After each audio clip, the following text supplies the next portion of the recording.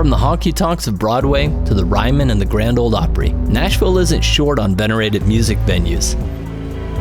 And if you're looking for country music, you don't have to look much further. If, however, you want to scrape past the rhinestone veneer, you will find a whole spectrum of venues and spaces that thrive on the unexpected, the underrepresented, and the downright weird.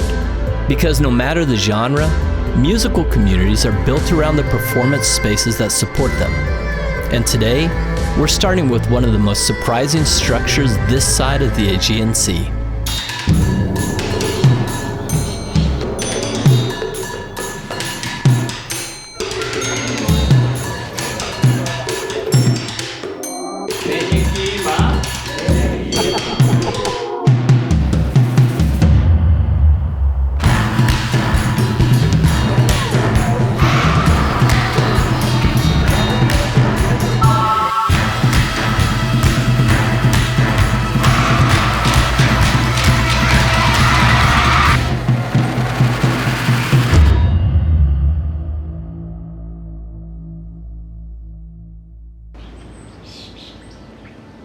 Anchoring Nashville's west side are Centennial Park and its preeminent structure, the Parthenon. A scale replica of its namesake in Greece, it towers above the trees and running paths of the park. Inside, it harbors one of the most surprising landmarks in Nashville, if not the Southeast. A public-private partnership between Metro Nashville and the Centennial Park Conservancy has nurtured it into a cultural and community gathering place for the entire city through programs like Musicians Corner, Echo, Earth Day, and more. We're meeting with Katie, Parthenon Education Director for Metro Parks. So this is Athena. She is the goddess of many things in ancient Greece. You can see from some of her symbols, she's the goddess of victory, arts, crafts, weaving, war, strategy, also the patron god of Athens. And then the connection between the Parthenon here and Athens, how does that even make sense? In 1897, there was the Tennessee Centennial Exposition. Right. And the people of Nashville were going to build a building, and they were going to build an art museum. And by that point, Nashville had already been known for decades as Athens of the West, pre-Westward expansion, then Athens of the South. And so they thought, we need to build an art museum. Why not build it as a Parthenon representing our city? So this has been an icon for Nashville for a century and a quarter. It's so funny because the branding of Nashville as Music City, I would imagine that were we to do this today, this would be Dolly Parton. I'm here for it. Originally, the Parthenon was made of wood and plaster, so it was meant to last 6 months. But it was so popular that after the exposition ended, all the other buildings are torn down. The only thing that remains is the Parthenon, and it remained that temporary structure for about 25 years until the city decided to make it permanent. So Katie, you actually lived and worked in Greece? I used to live in this teeny tiny village called Ancient Corinth. I used to work at excavations at the Agora in Athens.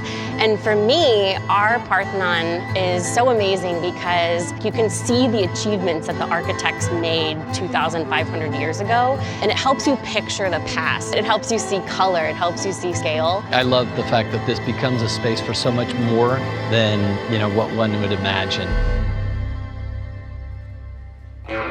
Next, we take a walk with Musicians Corner curator Justin Branham and Musicians Corner artist, performer, and music therapist Kashana Armstrong. A board member experienced Speaker's Corner in Hyde Park in London. Oh yeah. And kind of came to the conclusion, we're in Music City, we should have something like that for musicians.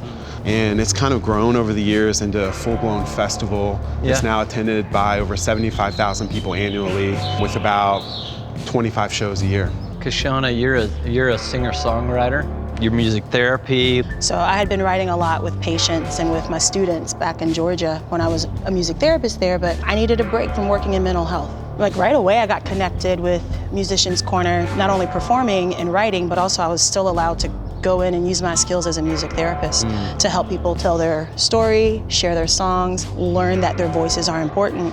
And it's been an honor to have Musicians Corner and the community work that they do here with the Conservancy as an outlet to continue to spread the messages of those who might not get that opportunity. There's all these different forms of music, not just country music here in Nashville. you guys are offering a place for that to happen. You know, I think there's so many opportunities for people to experience country in Nashville, right, because of the history here. But there's such a large artist community outside of that we truly want to make sure that every genre is represented on our stage. Right. And so we try to ensure that opportunities on our stage are equitable across race, gender, and genre. Every year we're trying to really just level the playing field a little bit. And we're in a storytelling town. Like, we can think of it as a country town, but in truth, this is a town of storytellers. From everything you guys do inside with Echo to Earth Day, and then we've had Spanish-speaking bands and musicians up here, and I think it just opens up the accessibility and this park is for the people. What's your favorite thing about your job? I think for me, I always think back to this moment being side stage during a concert and just looking out at a crowd of people and just seeing the joy on their face, how much live music really meant to the community, and to be able to play a small role in helping to cultivate that, for me, just brings a lot of joy. In this town, you can get wrapped up in the machine of Music City. To remember that in each person, like, you are a human, you are a human, you are a person, you are someone walking your own story. And in this moment that we're coming into contact, there's this thread that's happening between the artist and the audience. I love that. Just reminding us all, we're all human, we are all connected, no matter our differences. We are connected. That same drive for connection is a big part of our next stop. Many things await you on Broadway. What you may not imagine waiting for you is the newly opened National Museum of African American Music, NMAAM. We were lucky enough to speak with museum president and CEO Henry Hicks inside the main galleries. I know it's a labor of love, but it's a labor. It is, yeah, absolutely. So 20 years in the making, actually maybe 22 or 23. Yeah. And it really started as an idea, just an idea to put an African-American oriented cultural institution in the heart of Nashville to really tell the full Music City story. Location is everything. Yeah. So tell me, why Broadway? So being here makes the point that African Americans in this city and African Americans in this country are really central to what our country's culture is. Weaves a story, it tells a tale, and it really helps you to understand the journey of a people from Africa and to these shores, and the experience that they had here, and the experience of assimilation and then ultimately migration, all the while bringing parts of the past and the culture that they had to leave behind, and really then integrating it with parts of the culture that they were introduced to create something new. So even the derivation of country music comes from gospel and the blues, and really when you study the Great Migration, what you realize is that the Great Migration introduced these new African Americans to Scotch-Irish settlers and others who were living in the mountains of West Virginia and North Carolina and Kentucky. And so that deep Southern, new forming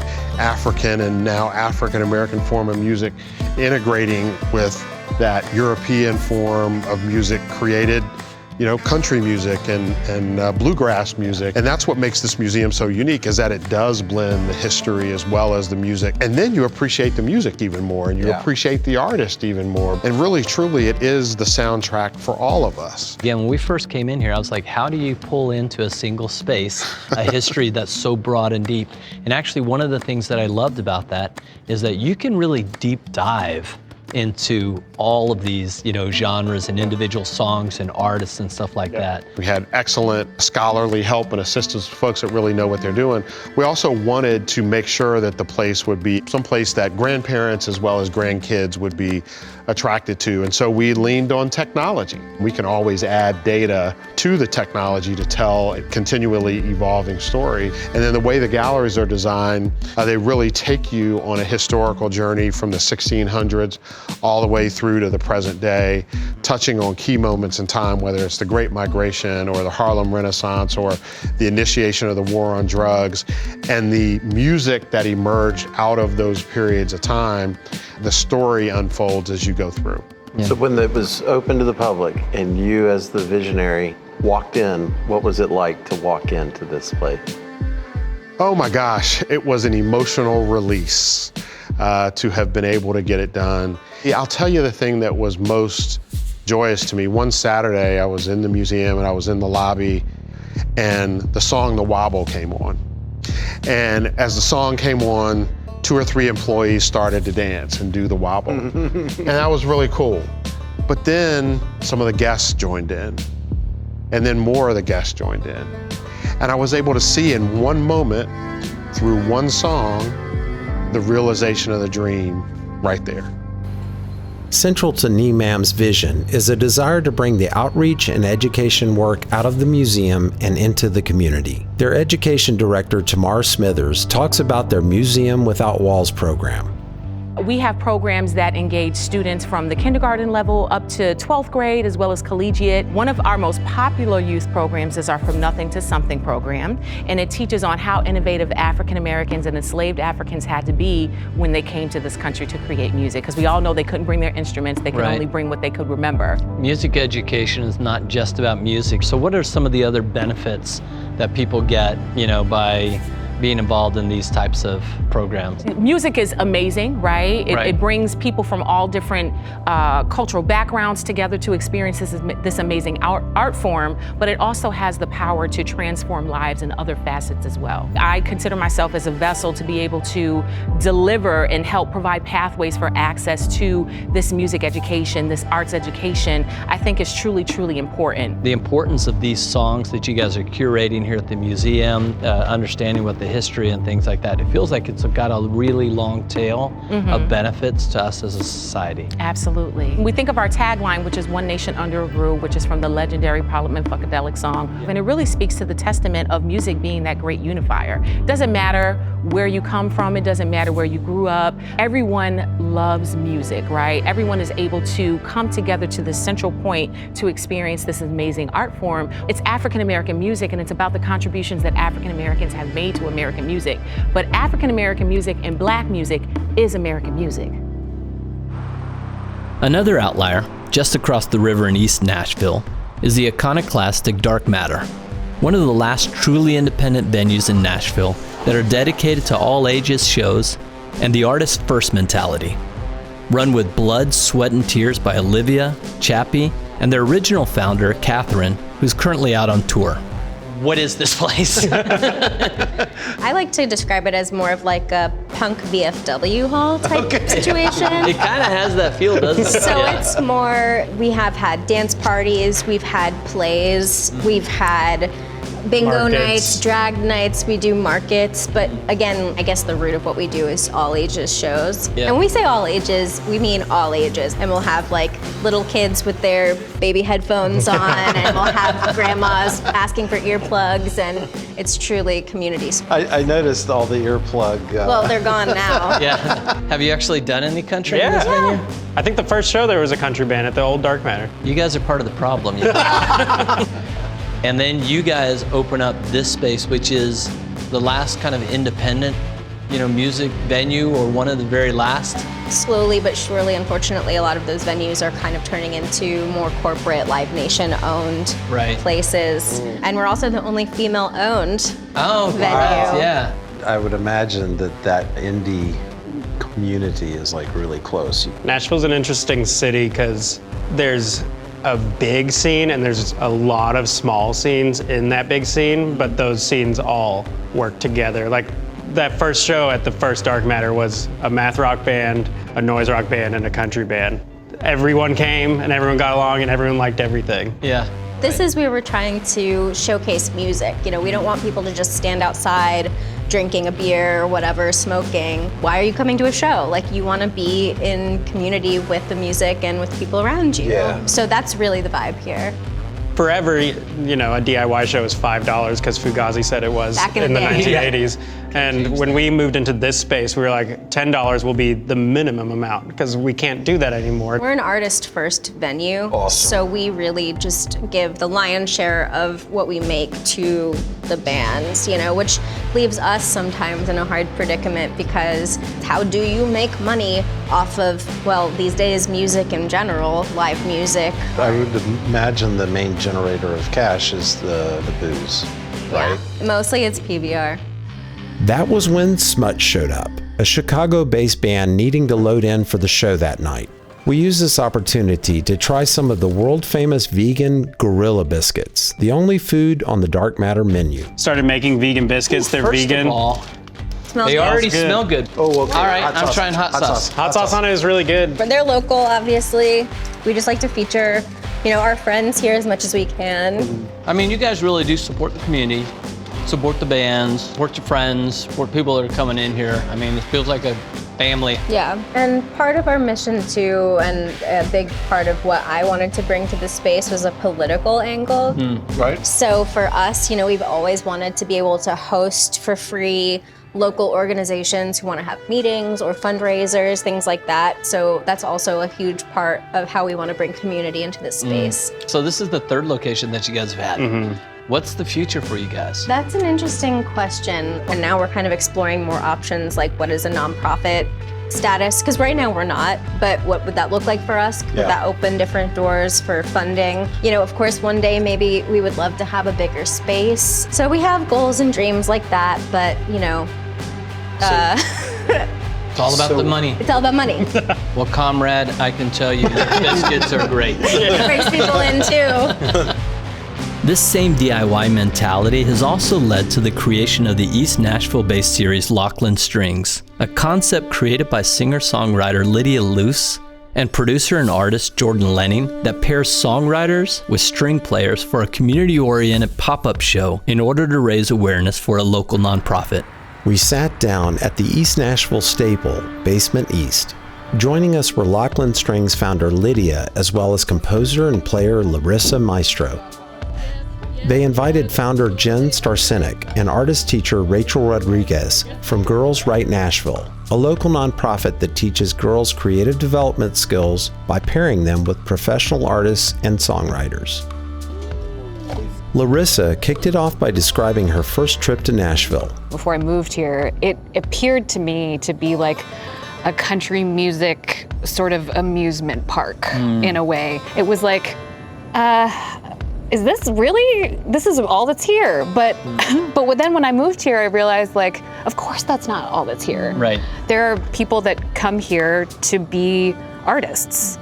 And when you have a community of people who all move to a place to make art, they're going to find ways to do it. So it's like the LA story. A lot of people from all over the country converge in Nashville. Is that kind of the Nashville story as well? Oh, absolutely. I mean, it's a city of transplants for sure. I mean, I'm not from here. Nashvillians are kind of like unicorns. If you come to a place like Nashville or LA or New York with one mission in mind and it doesn't work out, and that you feel like you have failed in some way, but maybe that wasn't your path. And so I always encourage young artists you have so many gifts and use them.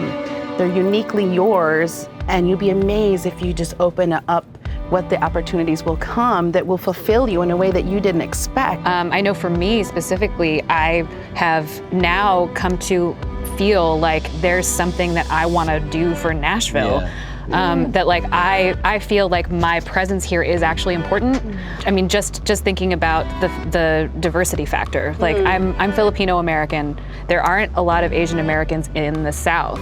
That's a reason to stay, though. Yes. Yeah. You came here with an idea, and all of a sudden it's your idea. But where do you see this thing going? I do think that it's up for us to fight for what we believe in and what the real value of the city is. And because so much of our organization is about talking with kids who grew up here who see what is being valued in their city and that it's not them, and saying, this is your city, this is your government, these are your buildings, this is your streets, this is your home.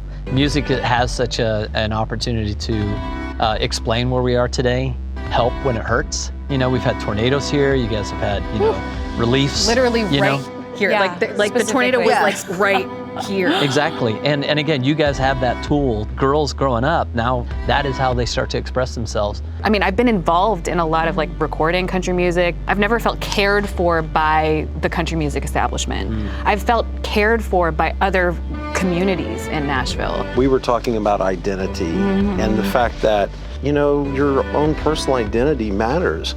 And working with girls, right? I don't know who gets more out of the session, the girls I'm with or me, because I see so much of myself in them. And I grew up in a really small country town. There were 3 people of color, which was me and 2 other Latino boys. But here, there's so much more diversity. It's a bigger city. I want to encourage the girls to be proud of who you are, where you come from, keep the language going, keep the culture going. Don't look at it as a negative, but just that you have more to offer the world. And as they're like songwriters and artists, being true to And themselves, encouraging them, yes, rather than like trying to write to an audience. That's the only way it comes off authentic. When I first moved here, somebody set me up on a right. I feel like Honky Tonk Badonkadonk had just like You were trying to recreate that? And they were like, let's write a song about a honky tonk. And I was like, what makes you think that I know anything about writing it? Like, I literally just moved here from Boston, Massachusetts. That's right. I am a Filipino-American woman. I think about Lachlan Strings. You guys seem to be playing, honestly, for yourselves. It does feel like a community that you guys care about the stuff that you're doing. Yeah, I feel like curating the shows, I'm just picking people that I want to see live or get to play with or like be in a space with, get to work with. Like, there's so many people that I admire in this town. And then that authenticity attracts other people. I think what's drawn is to who you authentically are. What's your culture? What's your identity? That makes me think of the piece that you wrote for the Lachlan String show we did at the 5 Spot. It was so beautiful, and I can't even remember how to pronounce the instrument. Bandurria. Please do it for me, thank you. And I had never seen that instrument before. I'd never heard of it, and I guarantee you that most people in the audience weren't aware of it. So like that felt to me like you I don't know, introducing this beautiful Filipino piece with string quartet, and it's just a different vibe. Yeah. That's what's been inspirational for us, because while Nashville feels homogenous from the outside, from the inside, not so much. Yeah. And where it's going feels like it can go who knows where. You guys all seem so passionate about what you do. And success, of course, I don't even know what that means anymore, you know, is it money? I think we're in the midst of a sea change just in American culture where we're redefining what success looks like. I want to look at what is going to make me healthy as an artist and a person, and what is going to make my community healthy. And I want to see where those things intersect. And that is the place I want to focus on. And that's success, like that. That is success to me. That is success. To success. To success. However you define success, the people and communities you surround yourself with are often what gives it meaning. And music, in all its myriad complexity, is a kind of shorthand for building these communities and strengthening the connections that bind them. We are all striving to connect, to find common ground. Music and the space and communities we create for it has the power to bring us a little bit closer.